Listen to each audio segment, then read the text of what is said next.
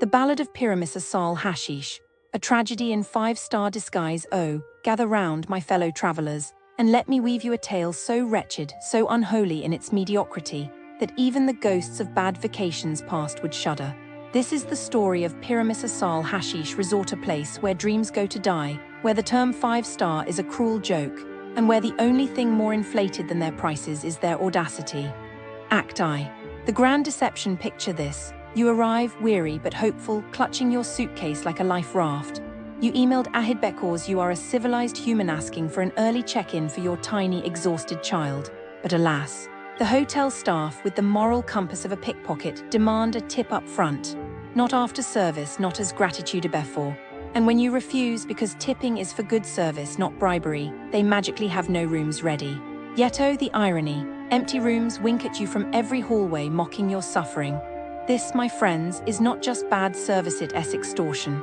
It's the hospitality equivalent of a highway robber saying, your money or your comfort. And guess what? They took both. Act II, the dining hall of horrors are the food. Imagine, if you will, a buffet where pigeons are the most enthusiastic diners. Where every meal is a carbon copy of the last, lukewarm, lifeless, and lacking in anything resembling flavor. The chefs, and I use the term loosely, serve the same sad, congealed slop day after day, as if they were punishing you for daring to expect edible sustenance.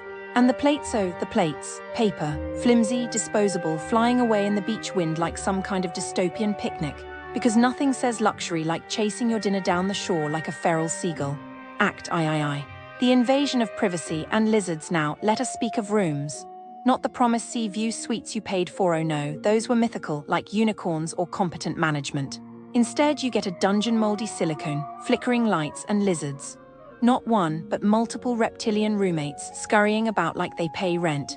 You call reception, beg for help, but they take 30 minutes to respond, as if lizard removal is a philosophical debate rather than a basic hotel function.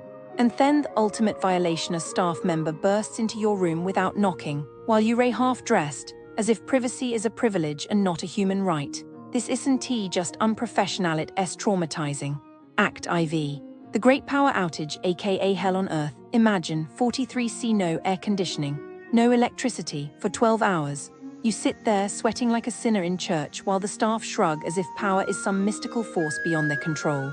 This isn't a resort, it's a survival challenge. And guess what? You didn't sign up for naked and afraid. Act V. The scam palace. Everywhere you turn, someone's trying to fleece you. The aqua park that doesn't exist. The spa that smells like regret and mildew. The taxis charging 4 times the normal rate. It's like they studied how to exploit guests and perfected it. Finale. The betrayal. You leave broken, vowing to warn the world. Because Pyramisa Sahl Hasheesh isn't just bad, it's sinful. It's a The businesses surrounding the Pyramisa Sahl Hasheesh Resort, Hurghada, they're a particular kind. A landscape painted with the promise of relaxation, yet shadowed by a pervasive sense of disappointment. It's not simply that things aren't good, it's that they consistently fall short, often accompanied by a distinct feeling of being taken advantage of. It's as if a subtle undercurrent of opportunism runs through everything, and frankly, it leaves a rather unsettling taste. Let's begin with Senzo Mall. What strikes you immediately from the sheer volume of complaints is a sort of calculated friction. These aren't errors, these aren't accidents. It's a system designed to extract as much money as possible, regardless of fairness. The taxi situation, as described repeatedly, isn't merely inconvenient, it's organized price gouging, perpetrated by individuals seemingly in collusion with the mall itself. You're essentially forced into a mini-auction for transportation. It feels predatory. Then there's the T-Mobile store. A common tale: tourists unfamiliar with local pricing are sold vastly overpriced packages, only to have those packages deactivated without recourse. It's a classic new-to-the-country scam, relying on the assumption that you won't have the time or energy to fight it. You're left feeling foolish and significantly lighter in the wallet. The pizza place charging an astronomical $4,000 for 2 undercooked pizzas. It's almost comical if it weren't so brazen. It feels like a deliberate test. How far can they push it? And a horrifying indication of the length some will go to. The reports of inflated supermarket bills, ATMs dispensing less than expected, bazaars selling broken souvenirs, it all coalesces into a pattern. It's a relentless, low-level anxiety. You're constantly questioning every transaction, second-guessing every interaction.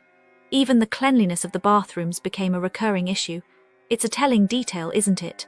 When the basics are neglected, it speaks volumes about the overall regard for the customer. Moving on, we have Lotus Hammam Spa Turkish Bath Massage, a place that seems to be built on a foundation of unfulfilled promises. The appointments not being honored, the discrepancy between expectation and reality, it's a disheartening experience. People booking a relaxing treatment find themselves met with indifference or worse, unprofessionalism. The complaints about uncleanliness, the language barriers creating uncomfortable situations. It suggests a level of complacency, or perhaps even disregard, for basic standards of hygiene and courtesy. It's deeply unsettling. I feel a sort of sadness imagining someone hoping for serenity, only to be met with chaos. Now let's talk about Moby Dick Restaurant. This one truly pains me. Food poisoning. That's not a minor inconvenience, it's a genuine health risk. The sheer number of reports detailing illness following a meal there are frankly alarming. It's not just a matter of bad cooking, it's a fundamental failure to prioritize basic food safety. The overcooked steak, the tasteless camel, the greasy dishes. It's a consistent pattern of mediocrity, compounded by rude service and hidden charges. The waiter dismissively telling a customer how to order, its arrogance, pure and simple. And the inflated water prices. It's a small detail perhaps, but it speaks to a broader mentality of exploiting tourists. It makes my stomach churn. Then there's the Smokery Beach, a place where the price tag doesn't align with the experience. Reports of poor service, overpriced drinks and outright rudeness are common. The minimum spend requirement, coupled with the lack of transparency regarding towel charges, feels intentionally deceptive. You're essentially penalized for attempting to enjoy the amenities.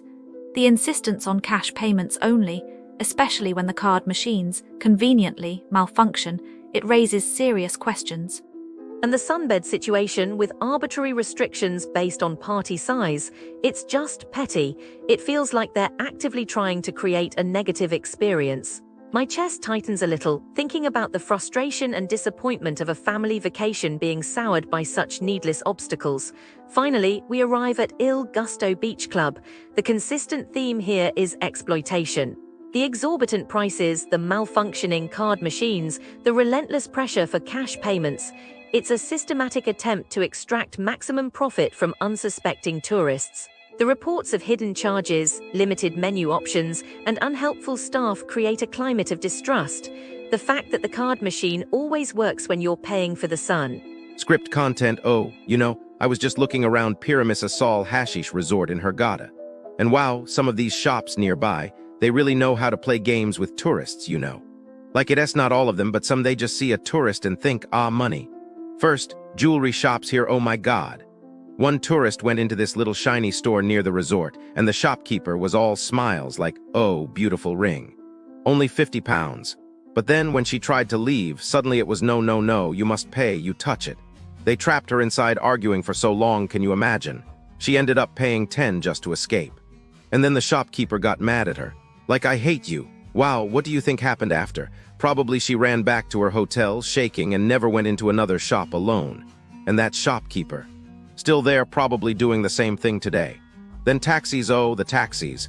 You get in, driver-s friendly, you pay at the end, and then suddenly, no, you gave me 30 pence, not £30.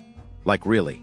You think I don't no money? Tourists don't carry pence here, but they count on you being tired, in a hurry, just wanting to leave. So you pay again and they win. And the worst part, they keep doing it because nobody stops them. And restaurants, some places near Pyramisa Sahl Hasheesh Resort have 2 menus. One in English with big prices, one in Arabic with normal prices. Like, come on. That's just mean, you sit down, order something simple, and then boom, your bill is double. And if you argue, they just shrug like a